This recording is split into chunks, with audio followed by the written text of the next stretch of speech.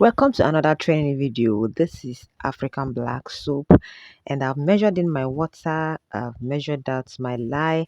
I'm going to add the lye into the water for it to dissolve.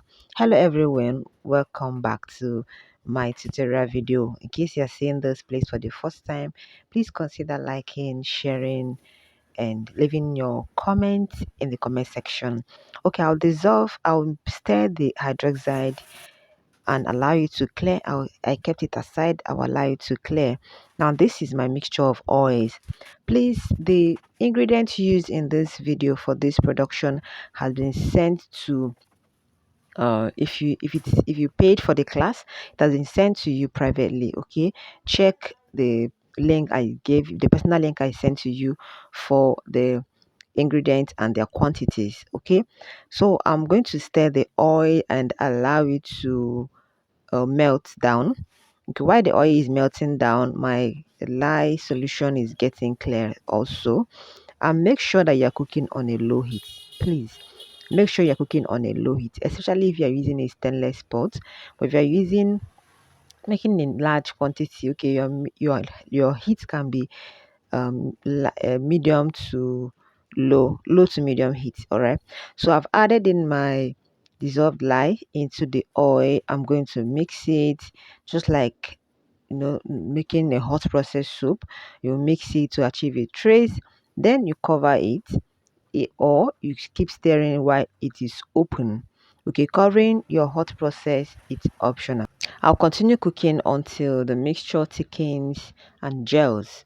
Okay, if the mixture did not thicken and you pour into the mold, you're going to see water separation. Water will go under the soup, will not be smooth.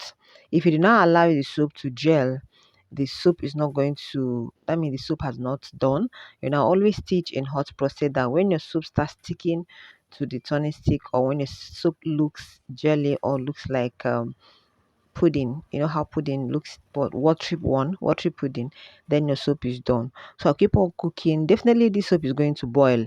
Yeah, it's going to boil, and I'll keep on cooking. I'll so that it will not get burnt.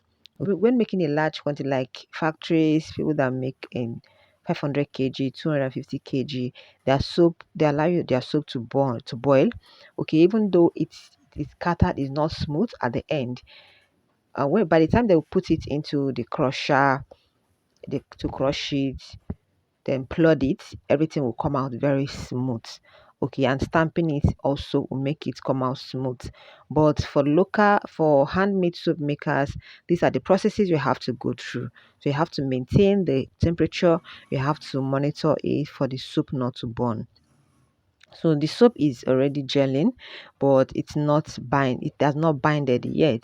Okay, if it's laundry soap, an ingredient is going to be added to this soup at this stage to help bind the soup, to bind the oil, to bind everything together for it to be more smoother. When something is binded, just like in liquid, when you're making a liquid based product, that thing will be emulsified. Okay, so I'll keep on cooking until the gel achieve the jelly consistency. Now this is the pH I took. It is 14. Okay, the pH is 14. That means you can't use this soup immediately. All right, except you're adding a high amount of humectant moisturizer, so it will not dry out your skin after using it. But in other ways, it's not that safe to be used at this time. So you have to allow it to stay for days for the lye and the oils to combine together for saponification to take place completely, though it's already taking place here. So I keep on cooking until the soup gels. Then I'll make sure that my additives I'm going to add to this soup are ready. Okay, don't always wait for the time it is ready to add additives to your soup, then you start measuring them out. No, make sure your additives are ready. Okay, now checking the pH again, it is 13. pH is now 13. Can you see it is coming down? It's coming down gradually. Okay, by the time this soap will stay for 24 hours, it will be very 100% safe to be used immediately. Okay, soap is a cleansing product. Okay, you don't expect it to be that moisturizing, except you added some extra moisturizers and also the type of oils used. Now the soap is ready. Okay, the soap is ready. If it is to be a factory, it is ready to be, to be poured out for it to dry, for the all the water to evaporate. Then they're going to crush and mold. All right, so I'm adding in my honey. You can use I can use a glycerin, but remember this is black soup we are making. So I'm adding in honey. Honey is going to help uh, texture the soup.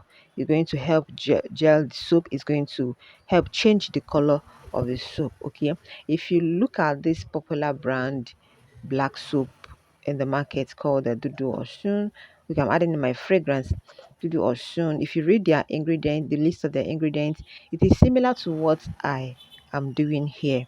Okay, the only difference is that they have their mixer, they have their crusher, they have their plodder. Okay, now I'm adding in the additives, other additives to the soup. Your additive depends on what you want the soup to achieve, what you want the soup to do on the skin. Okay, you can use any additives, but for those that are paid for this class fully, I've listed the exact additive and the quantity I have used for this production. Okay, now I'm pouring the soup into the mold. I'm still saying again, if it's to be in a factory, this soup will be just poured out like that. No additive will be added. It is when the soap is being crushed or being plowed, that is when additives will be added. That is why it seems as if industrial soaps are more effective than handmade soaps. Yes, but not all the time, not always. Okay, so this is me pouring the soap into the mold. I'll allow it to harden, then I unmold. Thank you for always watching. In case you're watching this video via YouTube, thank you for subscribing. And if you want to sign up for this particular class, just to get the ingredients, contact the number you're seeing on the screen, and the ingredients will be sent to you. Now this is the soap after molding it, and this is the soup when it has hardened. I'm going to unmold. Okay, I added a little amount of water to the soup just to bring up the bubble, the ladder, so that I test the pH.